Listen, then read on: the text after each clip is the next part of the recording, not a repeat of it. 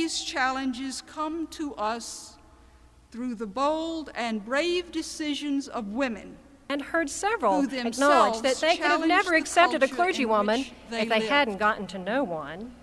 They worked As for the current out status their of clergywomen in my own conference, there has Perhaps been a they say remarkable that as much as turnaround they'd in like recent to years. ordain women and make thereby women that were fully praying they equal in wouldn't church get and one home, are they now cannot praying. do so because the Bible forbids it.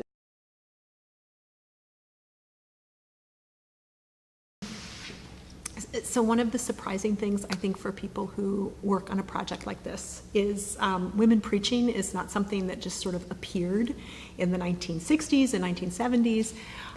There is this long history of women preaching in the Christian church that goes back all the way to the very beginning. And I mean the very beginning, when, Jesus tells Mary Magdalene to go talk about the resurrection with his disciples. But it's almost as if in different ages and different times, there has to be this rediscovery. And in each rediscovery, there's a reinterpretation of actually what preaching means, what authority means, what voice means, and even what women mean, and through this process. And so one of the things that I think is really exciting about the Story Plus project this summer, looking at women preachers in Duke Chapel, is how those questions get iterated during this historical period, roughly 1950s to 2002, in a particular pulpit, in a particular location, for a particular community. In 1939, Methodist theologian Dr. Georgia Harkness became the first woman to preach at Duke Chapel. While no record remains of her groundbreaking sermon, the My Voice, My Body team had the opportunity to analyze over 180 sermons of women from 1972 to 2001. While most of these women were straight white cisgender Protestants, there were several queer women and women of color such as Virginia Mollencott and Brenda Curtin. These female preachers who have preached at the chapel were path-breaking scholars and professors, writers, nonprofit leaders, denominational leaders, seminarians, and college students. Some of these women were among the first to be ordained in their respective denomination. They ask us, even after we get the stole, why, or better yet, how?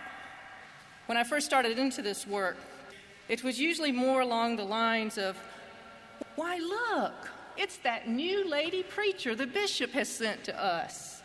Now, how in the world did you get to be a minister? While the number of female preachers has grown, they are still a minority. According to Faith Communities Today's 2010 national survey, only 12% of Christian congregations have a woman as their senior or sole ordained leader. The two largest Christian denominations in the United States, the Catholic Church and the Southern Baptist Church, do not ordain women. So one was the executive presbyter, he was the paid head of our presbytery, and the other one was the man in charge of candidates. So I sat down in this small office with these two men who seemed friendly, but I had never met them before. And they looked at me and said, the church doesn't want people who look like you. Even before a preacher speaks, their body sends a message about who has authority in the church. Most of the women we interviewed did not grow up seeing women preach. They became the role models that they had missed growing up. Perhaps former assistant minister of the chapel, Charlene Kammerer, said it best. I get asked this question too. How does it feel to be a pioneer? There is a very keen motivation to persevere, to continue running at all cost.